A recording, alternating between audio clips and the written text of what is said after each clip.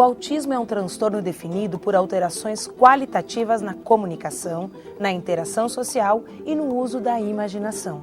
Os sintomas costumam aparecer já no primeiro ano de vida. A ONU estima, por exemplo, que no mundo existam mais de 70 milhões de autistas. Pensando nisso, uma pesquisa da UPF desenvolveu um ambiente virtual de aprendizagem para este grupo de pessoas. O objetivo é promover e provocar a comunicação, mediar a interação e, com isso, ampliar as possibilidades no processo de ensino-aprendizagem de sujeitos autistas.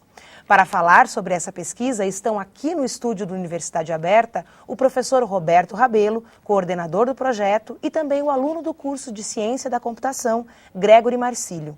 Antes da nossa conversa, acompanhe a reportagem produzida pelo Núcleo Experimental de Jornalismo da AGECOM, em parceria com a UPF-TV.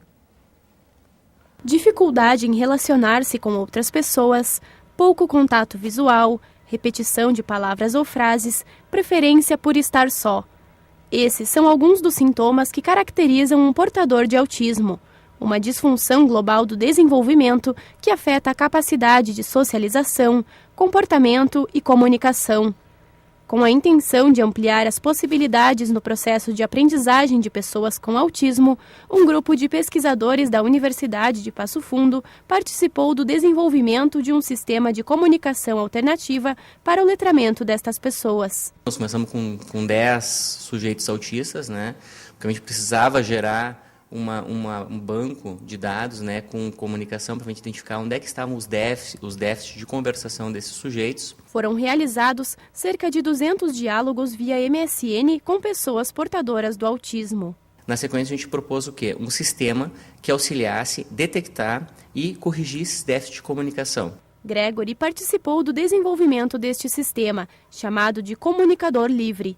Nele, as crianças montam frases e se ouvem para melhorar a interação social. Existe um banco de dados com imagens associadas a palavras. Então, esses alunos, as pessoas que vão utilizar esse comunicador, vão montar frases, na verdade, inserindo imagens. Então, existe lá a categoria de imagens ambientes. Aí lá vai ter dentro dessa categoria de imagem uma sala de aula, por exemplo. Então, o aluno clica na sala de aula, vai adicionar a imagem ao comunicador. Então, adicionando essas imagens, o aluno vai montando essas frases e então, após ele ter montado uma frase, ele vai enviar essa frase e o software vai fazer a leitura em forma de voz e vai dizer isso para o aluno. E vai gravar essas conversas para um acompanhamento de uma professora futuramente, para que ela possa ver quais são as frases que esse aluno está montando e o seu desempenho, se é aquilo que ele deve fazer, se as frases são coerentes. A gente teve um resultado muito bom. Por quê? Porque eles começaram a demonstrar um crescimento e começaram a minimizar esses problemas, né, de comunicação. A tecnologia tem se mostrado fundamental em processos de aprendizagem, quando surge como um mecanismo de apoio. Foi algo extremamente compensador do projeto, a gente conseguir não só detectar, tentar amenizar e corrigir esses déficits, mas também como fazer com que esses sujeitos pudessem demonstrar um estado afetivo usando a tecnologia. Eu estou muito feliz de participar desse projeto, porque de certa forma eu estou ajudando outras pessoas que têm mais dificuldades no aprendizado. Professor Roberto, como é que tudo isso começou? O senhor já fez alguma outra pesquisa, em algum outro momento da sua graduação, o senhor chegou a se envolver com o autismo? Quando é que isso surgiu? Na verdade, ele surgiu em função de uma pessoa que tem uma certa proximidade, né, que era portador, né, ou melhor, que possuía esse transtorno. Em função disso, eu estava justamente naquele processo de construção de uma proposta de tese de doutorado junto à URGS, e eu acabei me estimulando, me motivando a desenvolver um projeto que não só usasse a tecnologia como tecnologia, mas sim que a tecnologia fosse utilizada para auxiliar alguém. Então eu juntei, na verdade, como o doutorado é informática aplicada à educação, eu propus construir então um projeto que contemplasse o uso da tecnologia para auxiliar, então, naquele momento, no aprendizado, ou pelo menos tentar ajudar e auxiliar a diminuir esses transtornos, esse déficit das pessoas, daqueles sujeitos com autismo. Existem diferentes níveis de autismo, né? Algumas pessoas apresentam características mais latentes, mais fortes e outras menores. Quais são os déficits dos quais você está falando? A pergunta é bem importante porque, e até esse foi um limitador da primeira fase da minha pesquisa, porque eu precisava de sujeitos que nós chamamos de Asperger de alto desempenho. São aquelas pessoas que no momento tinham habilidade de escrita, né, que são alfabetizados, e que pelo menos tivesse um pouquinho da habilidade de comunicação para poder conversar via MSN, para que eu pudesse fazer a coleta de dados. Tá? Então, eu trabalhei com Asperger de alto desempenho. Então, ele já tem uma certa habilidade de comunicação. Tanto que toda a fase de coleta, ela foi, como foi mencionado, a gente coletou 200 diálogos com 4 sujeitos na fase final, que deram a base para a gente identificar quais são os déficits que deveriam ser trabalhados. Tá, então, deixa eu ver se eu consigo entender, e o público de casa também, né? Roberto, vocês já tinham algum instrumento para estimular essa conversação, ou da onde essas conversas foram coletadas? Foi um grupo focal? Vocês se reuniram, aplicaram algum tipo de atividade ou tarefa? Como é que isso aconteceu? Na verdade, nós fizemos uma pré-seleção de 10 sujeitos, tá? Um em cada lugar do estado, tá? Alguns em Porto Alegre, Passo Fundo, Frederico, Santa Maria. Desses 10 sujeitos, nós fizemos dessa pré-seleção, nós começamos a fazer efetivamente uma seleção mesmo para ver quais que nós poderíamos trabalhar e que eram alfabetizados e que nós pudéssemos esses sujeitos de forma autônoma administrar as conversas via MSN. Então, o autista, ele pode se desenvolver e superar esses déficits e aprender a ler e escrever normalmente, como todas as pessoas. Perfeito. Tem alguns que, dependendo do nível, tem maior ou menor dificuldade, tá? Mas isso é uma habilidade que pode ser desenvolvida. E não teria, na verdade, função projeto se eles não fossem trabalhar para desenvolver essa habilidade. Porque o comunicador livre é justamente para auxiliar no processo de letramento desses sujeitos autistas. Tá certo. Então, vocês trabalharam com 10 sujeitos. E a Isso. partir desse diagnóstico é que vocês estão criando o software. Isso. Na verdade, são 2 fases, tá? Essa primeira fase é a fase que eu propus, que é a minha proposta de tese de doutorado. Então, o que eu fiz? Eu desenvolvi, na verdade, um chat, um mecanismo de conversação similar ao MSN, que conversava através de um robô, tá? Automaticamente com os sujeitos, e no momento que ele vai detectando os déficits de conversação, por exemplo, ecolalia, né? O sujeito autista, ele tem, esse é um dos déficits, ou seja, ele repete a última palavra de um turno conversacional. Por exemplo, eu gosto de jogar futebol, ele faz a leitura só do futebol, que é a última vai. Então, essa é a ecolalia.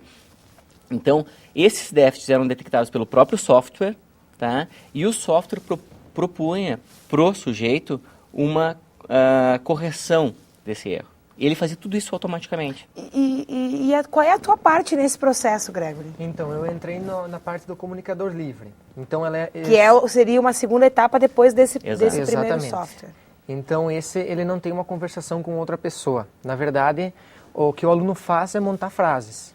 Então, a partir de imagens já pré-selecionadas, ele vai montando frases a partir de imagens.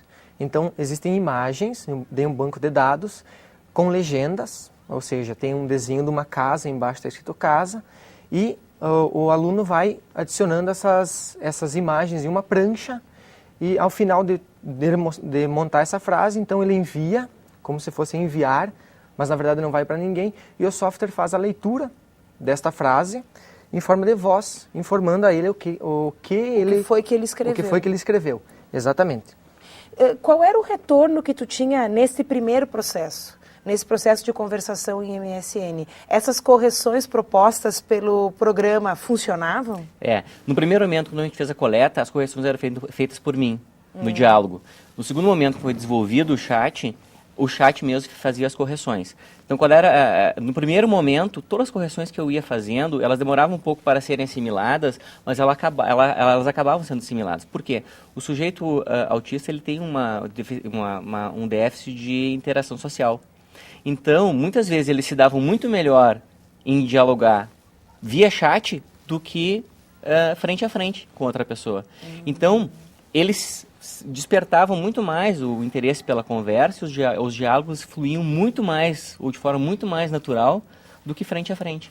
Então, a evolução era muito maior. Mas, e assim, esse, por exemplo, que o Gregory está trabalhando, né? Ele não tem um diálogo, ele é simplesmente a construção das frases. Ele não parece um passo atrás do que esse que é o diálogo? É que um tinha uma função que e justamente o perfil do sujeito é diferente. Um já está letrado, que é o que fazia parte do meu diálogo. E o outro é para auxiliar no letramento. Então esse seria um processo anterior, ao chat. Ok. E Gregory está pronto? Já está funcionando? Não, ainda não. Ainda não está funcionando. Como ela é um módulo do Scala Web, existe um módulo prancha do Scala Web que está pronto já, que foi desenvolvido na Federal, na URGS. Esse meu projeto ainda não, ele está em desenvolvimento ainda, falta bastantinho para terminar ainda, mas como é do meu trabalho de conclusão, então mais 2 ou 3 meses eu sou obrigado a ter ele pronto, né? Então quer dizer que logo ele estará disponível para as pessoas, a gente começa a poder coletar resultados disso. Exatamente. Bom, nós vamos fazer um rápido intervalo, mas voltamos já já falando mais sobre esse software e sobre o autismo.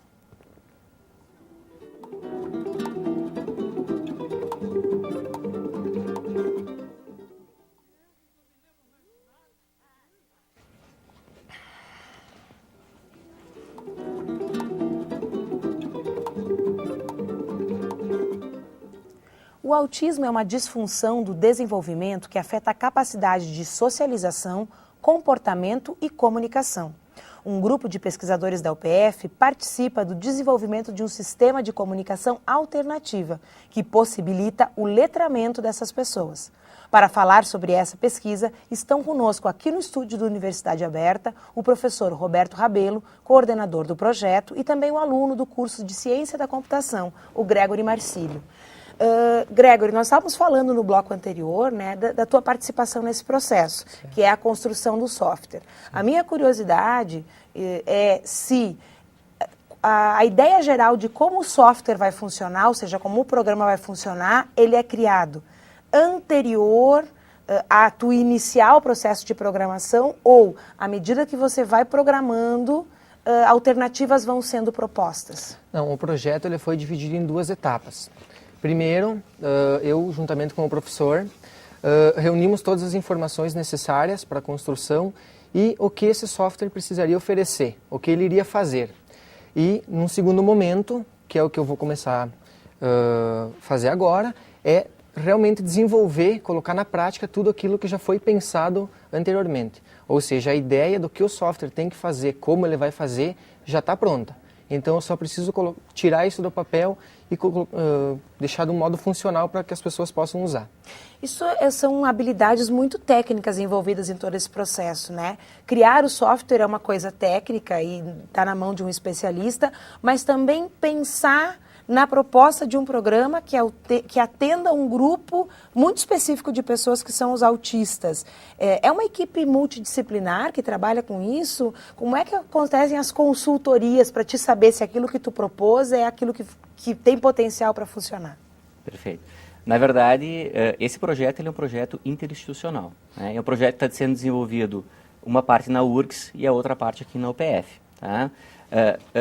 Nós temos um grupo de pesquisadores da URGS, a gente tem mais de 10 pessoas envolvidas dentro desse projeto, onde incluem educadores, pedagogos, psicólogos, profissionais da área de informática, inclusive o pessoal do desenvolvimento.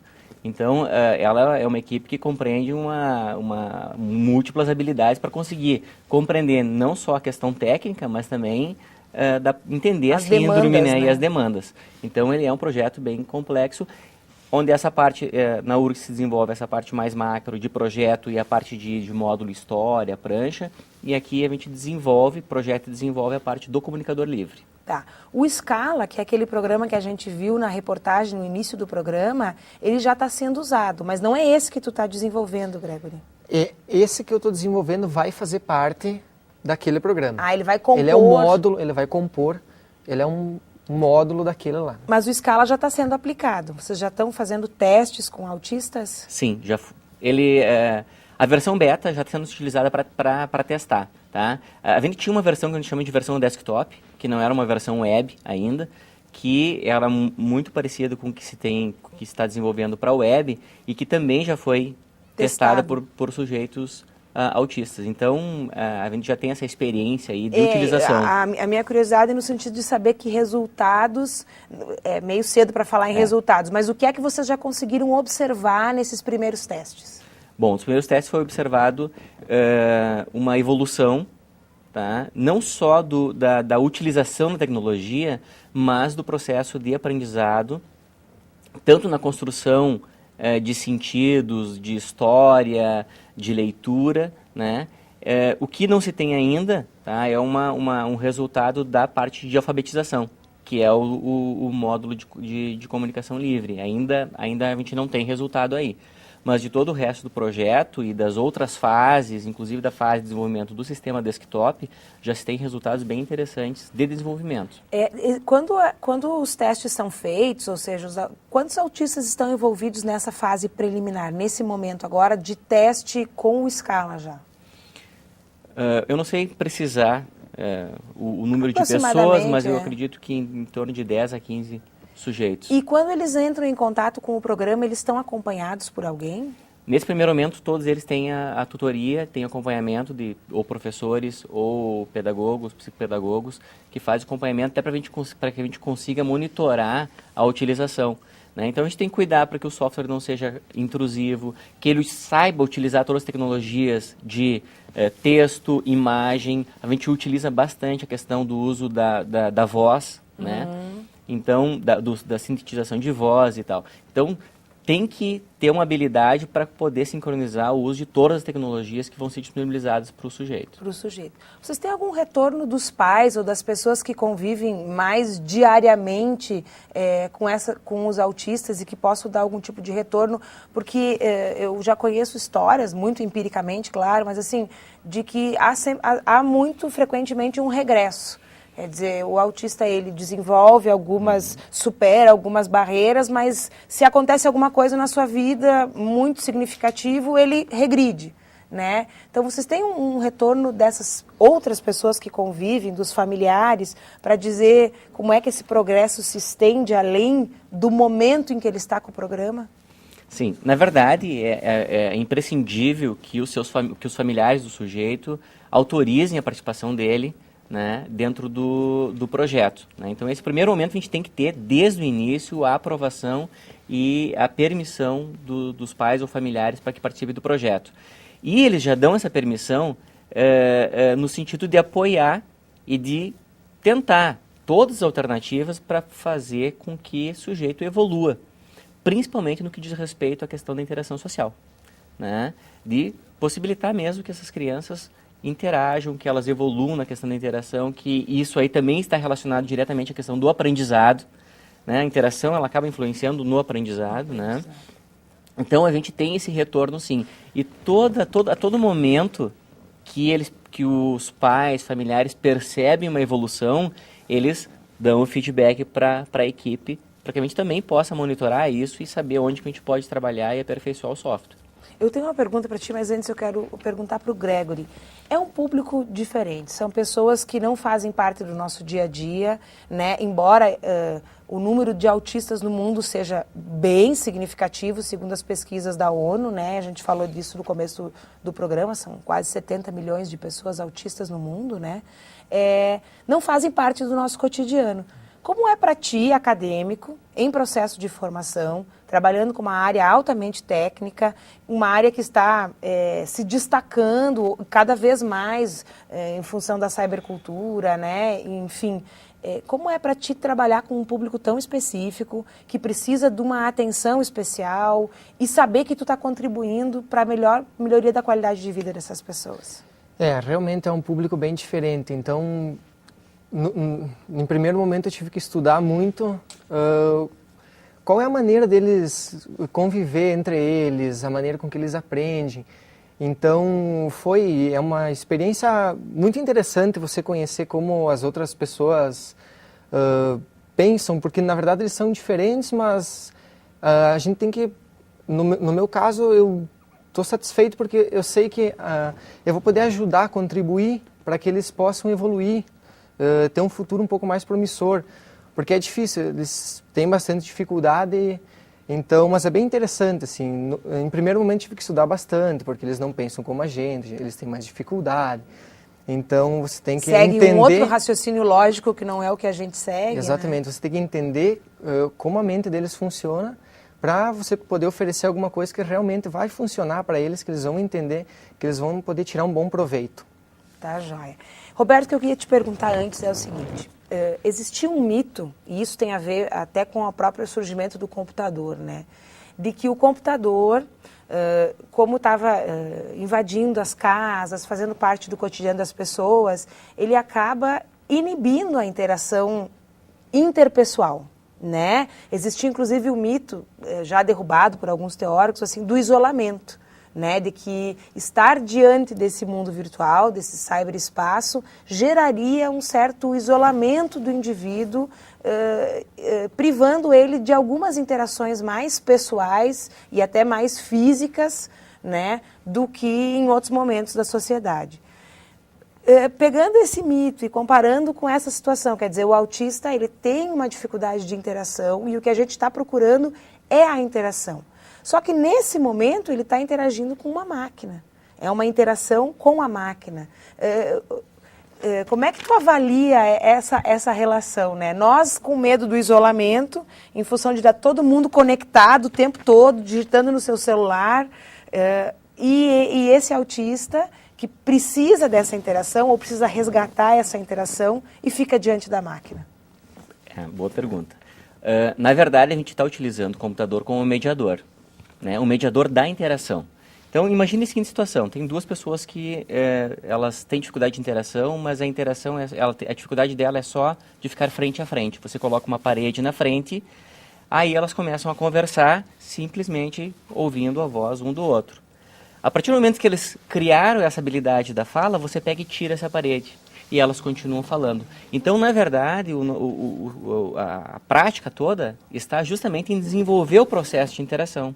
Aconteceu um momento bem interessante durante a minha pesquisa, enquanto estava fazendo um diálogo através do MSN ainda, foi na primeira fase, onde um sujeito que fazia parte da minha pesquisa, que é de Porto Alegre, ele indistintivamente ele usou um emoticon, expressando um estado afetivo através da tecnologia. O que é bem incomum. O que é muito incomum, né? Isso, eu vou dizer assim, ó, no momento me arrepiou, né? Porque foi um passo, sim, extremamente interessante. E daí eu fiz a pergunta para ele, o que significa isso? E aí que eu fui fazendo a relação com significados. Isso que significa estar feliz. Então, esse processo ele foi muito além do que facilitador da interação, porque ele começou a proporcionar um estímulo à demonstração de um estado afetivo, que é importantíssimo nesse caso. Então, ele como mediador, o importante é você saber utilizar a ferramenta como mediador para que no segundo momento ele possa trabalhar independente da tecnologia. Então, na verdade, o software, o programa, ele é o meio do caminho. Ele é um estimulador desse processo. Perfeito. Perfeito. Eu quero agradecer ao Roberto, eu quero agradecer ao Gregory pela presença e dizer que o Uni Aberta de hoje termina aqui, mas semana que vem tem mais. Voltamos com uma outra pesquisa realizada pela UPF. Até lá!